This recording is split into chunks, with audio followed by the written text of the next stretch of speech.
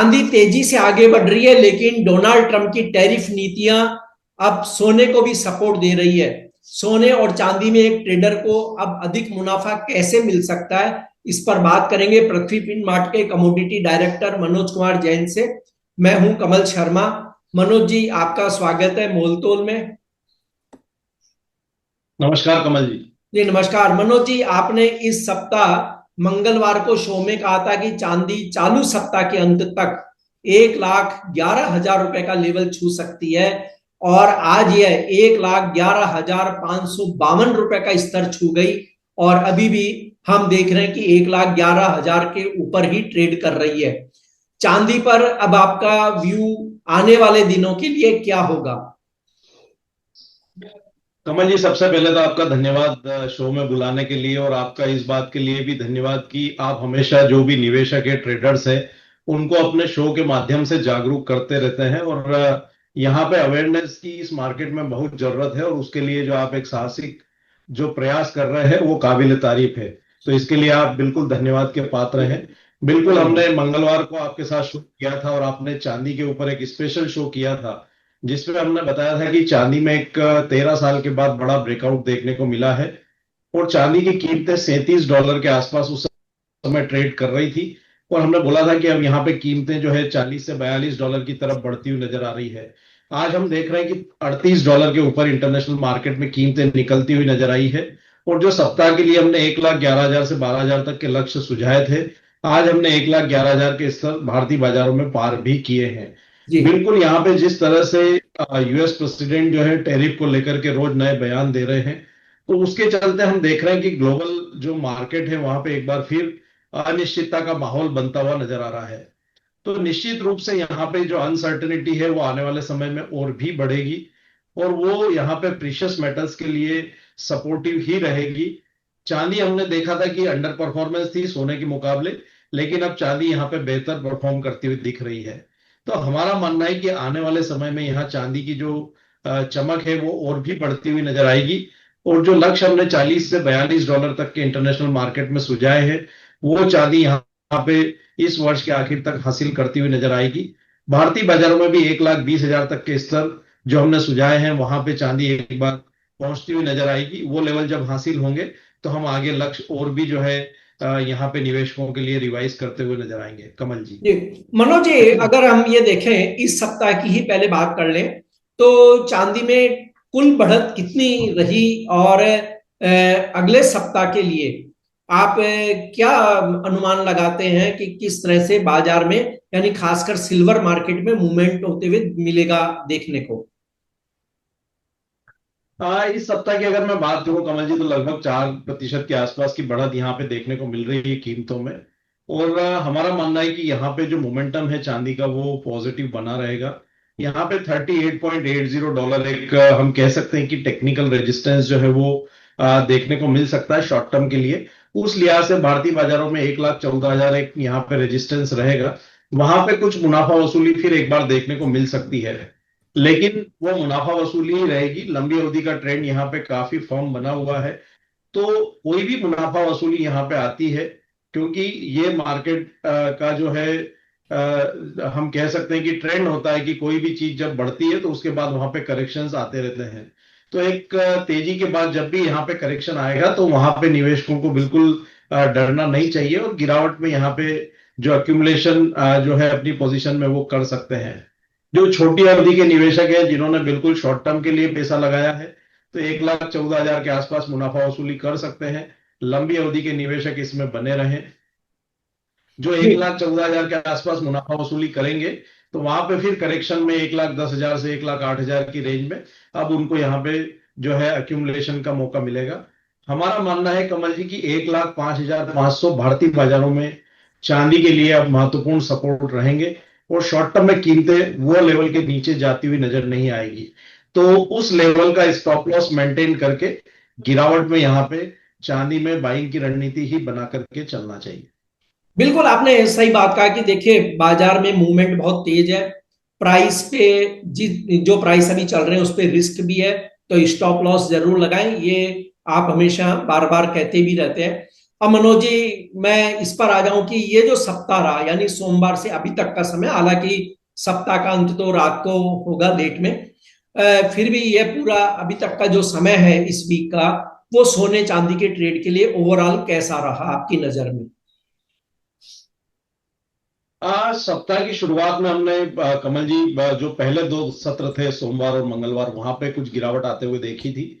और ट्यूसडे को यहाँ पे इवनिंग सेशन से ट्रेंड जो है फिर एक बार रिवर्स होता हुआ नजर आया। चांदी की चमक ज्यादा बढ़ती हुई नजर आई, हालांकि सोना भी जो अपने इनिशियल जो लॉसेस थे उसको रिकवर करता हुआ नजर आया। और आज हम देख रहे हैं कि सोना भी जो है वापिस से $3,350 के ऊपर इंटरनेशनल मार्केट में निकलता हुआ नजर आ रहा है। तो हमारा मानना है कि शुरुआती दो सत्र सोने और चांदी के लिए थोड़े कमजोर थे, लेकिन जब फिर यहाँ पे ये चीजें निकल कर आई कि जो प्रेसिडेंट है, यूएस प्रेसिडेंट, वो यहाँ पे टैरिफ जो है लगाते हुए नजर आ रहे हैं। साथ ही जो फेड की मॉनेटरी पॉलिसी मीटिंग के जो मिनट्स जारी हुए थे बुधवार को, वहां पे कोई नया सरप्राइज देखने को नहीं मिला। और फेड के कुछ मेंबर इस चीज के ऊपर एग्री करते हुए नजर आए कि यहाँ पे अगली जो मॉनेटरी पॉलिसी मीटिंग है वहां पे भी रेट कट की गुंजाइश नजर आती है। तो मार्केट ने उसको भी पॉजिटिव लिया, और जो अनसर्टेनिटी यहां पे देखने को मिली वो फिर एक बार सोने और चांदी की कीमतों को सपोर्ट करती हुई नजर आई। तो ओवरऑल ये सप्ताह सोने और चांदी के लिए काफी बेहतर रहा। और होपफुली हमारा मानना है कि आज जो शाम के सत्र में क्लोजिंग भी यहाँ पे जो साप्ताहिक क्लोजिंग अगर हम कहेंगे, तो वो सोने और चांदी में पॉजिटिव नोट पे होती हुई नजर आएगी, कमल जी। जी, अब मनोज जी, चांदी पर तो देखिए आपने काफी डिटेल से बात कही, वो टारगेट भी अचीव हुआ, अगले भी आपने टारगेट दिए, लेकिन सोने की क्लोजिंग आज यानी वीकली लेवल पर क्या हो कि आगे हम उसमें बढ़त देख पाएंगे? सोने में यहाँ पे कमल जी हम देख रहे हैं कि 3,280 से $3,360 इंटरनेशनल मार्केट में एक रेंज बनी हुई थी। और इस सप्ताह भी हमने लगभग जो निचले स्तर थे, लगभग $3,290 तक सोने की कीमतों को शुरुआती दो सत्र में फिसलते हुए देखा था। कीमतें अब निचले स्तरों से बढ़िया रिकवरी करती हुई नजर आई है, लेकिन $3,360 का जो रेजिस्टेंस है उसको अभी पार करती हुई नजर नहीं आई है। तो आज के सत्र में $3,360 का जो स्तर है इंटरनेशनल मार्केट में, उसके ऊपर नजर रखना चाहिए। उसी लिहाज से भारतीय बाजारों में 97,770 ये क्रूशल रेजिस्टेंस जो है बना हुआ है। पिछले सप्ताह भी हमने वहां से एक जो है रिजेक्शन आते हुए देखा था, और वहां से डाउनसाइड मूवमेंट देखने को मिला था। तो आज के सत्र में भी 97,770 के ऊपर नजर रखना चाहिए। अगर $3,360 इंटरनेशनल मार्केट में, 97,770 भारतीय बाजारों में, इन स्तरों के ऊपर मार्केट अगर आज वीकली क्लोजिंग देता है, तो अगले सप्ताह हमारा मानना है कि सोना $3,410 इंटरनेशनल मार्केट में, और 98,800 से 99,200 भारतीय बाजारों में ये स्तर अगले सप्ताह में दिखा सकता है। तो ट्रेडर्स और निवेशकों को ये लेवल्स के ऊपर नजर रखकर चलना चाहिए, कमल जी। जी, और मनोज जी, जिस तरह से देखिए डोनाल्ड ट्रंप ने ब्राजील, जापान और दक्षिण कोरिया सहित कई देशों को फिर से लेटर लिखे, उन्होंने टैरिफ भी बहुत ज्यादा लगाया है, और भी देशों को धमकी दे रहे हैं। तो आपको क्या लगता है कि ये अगर टैरिफ वार फिर से अपनी चरम सीमा पर आया, तो गोल्ड को आने वाले दिनों में कैसा और कितना सपोर्ट मिल पाएगा? कोर्ट को सपोर्ट मिलता रहेगा, क्योंकि यहाँ पे जो स्टेटमेंट है यूएस प्रेसिडेंट के, वो बड़े हम कह सकते हैं कि अतिशयोक्तिपूर्ण है। जैसा उन्होंने बोला कि जो ब्राजील के उनके मित्र हैं, पुराने राष्ट्रपति, उनके साथ में अभी सरकार व्यवहार अच्छा नहीं कर रही, इसलिए मैं टैरिफ लगा रहा हूं। ब्रिक्स के नेशन के ऊपर 10% एडिशनल टैरिफ की बात वो कर रहे हैं, यूरोपियन नेशंस के ऊपर टैरिफ लगाने की बात कर रहे हैं। तो हमारा ये मानना है कमल जी कि ये सारी जो कवायद है टैरिफ की, इससे नुकसान यूएस का ज्यादा होगा बचाए दूसरे देशों के, क्योंकि वहां पे महंगाई बढ़ेगी। और वहां की महंगाई का असर जो है वो साफ तौर पर डॉलर में और बाकी जो वहां के जो इकोनॉमिक डेटा है उसके ऊपर पड़ता हुआ नजर आएगा। तो अब ये कब तक ये चीज उनकी तरफ से चलेगी ये कहना थोड़ा मुश्किल है, लेकिन अगर ये कवायद जारी रहती है तो निश्चित रूप से ये सोने और चांदी की कीमतों को सपोर्ट करती रहेगी। डॉलर के लिए लंबी अवधि में नकारात्मक रहेगा, साथ ही ग्लोबल इक्विटी मार्केट के लिए भी नकारात्मक रहेगा, और उसके चलते जो सेफ हेवन डिमांड है सोने चांदी की, वो बरकरार रहेगी। तो हमारा मानना है कि सोने में $3,200 इंटरनेशनल मार्केट में अब एक स्ट्रांग सपोर्ट बन चुका है। भारतीय बाजारों में 94,000 एक स्ट्रॉन्ग सपोर्ट यहाँ पे देखने को मिल रहा है। वीकली अगर मैं शॉर्ट टर्म की बात करूं तो 96,200 भारतीय बाजारों में क्लोजिंग बेसिस पे एक महत्वपूर्ण सपोर्ट है। इस सप्ताह भी हमने कीमतों को 96,200 के नीचे जाते हुए जरूर देखा था, लेकिन क्लोजिंग हमने वो लेवल के नीचे आते हुए नहीं देखी। इंटरनेशनल मार्केट में $3280 यहाँ पे स्ट्रांगली शॉर्ट टर्म के लिए होल्ड कर रहा है मार्केट, तो ये लेवल्स के ऊपर नजर रखकर चलना चाहिए। $3410 के ऊपर ब्रेकआउट अगर होगा तो हमारा मानना है कि $3500 इंटरनेशनल मार्केट में फिर हम जल्द जो है यहाँ कीमतों को जाते हुए देखेंगे, और भारतीय बाजारों में हम शायद 1,02,000 तक भी कीमतों को जाते हुए देखें। तो बड़ी गिरावट के अंदेशे में यहाँ मार्केट में नहीं रहना चाहिए, जिस तरह के जो सेंटिमेंटल जो है बदलाव यहाँ पे देखने को मिल रहे हैं उसको देखते हुए।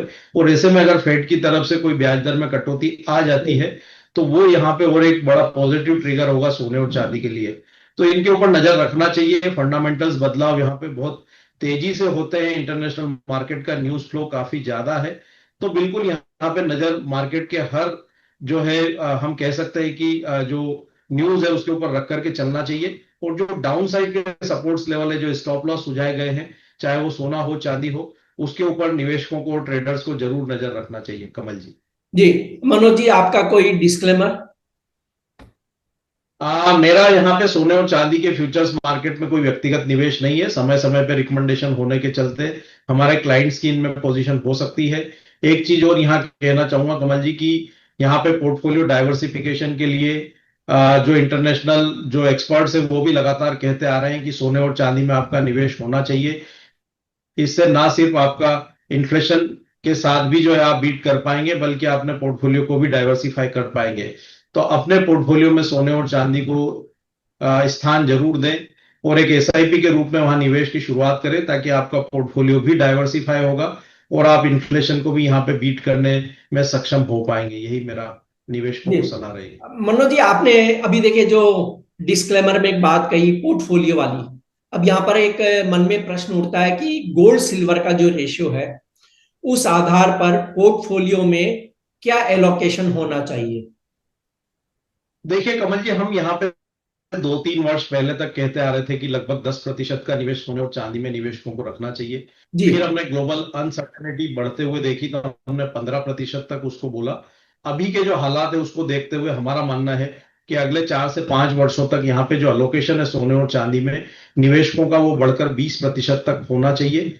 क्योंकि हम देख रहे हैं कि अगर कोई भी अनसर्टेनिटी लंबे समय तक चलेगी तो वो सेफ हेवन असेट के तौर पे सोने और चांदी को सपोर्ट करती रहेगी। तो अगर आपको दूसरे एसेट क्लास में अगर लॉस होगा तो, और अगर यहाँ पे आपको प्रीशियस मेटल्स में प्रॉफिट होगा, तो नेट में आपका पोर्टफोलियो जो है शायद कम लॉस में होगा या आप प्रॉफिट में रहेंगे। तो उसको देखते हुए अभी 20% का जो अलोकेशन है वो गोल्ड सिल्वर में जरूर यहाँ पे रखना चाहिए। जी, आपका धन्यवाद, शुक्रिया मनोज जी।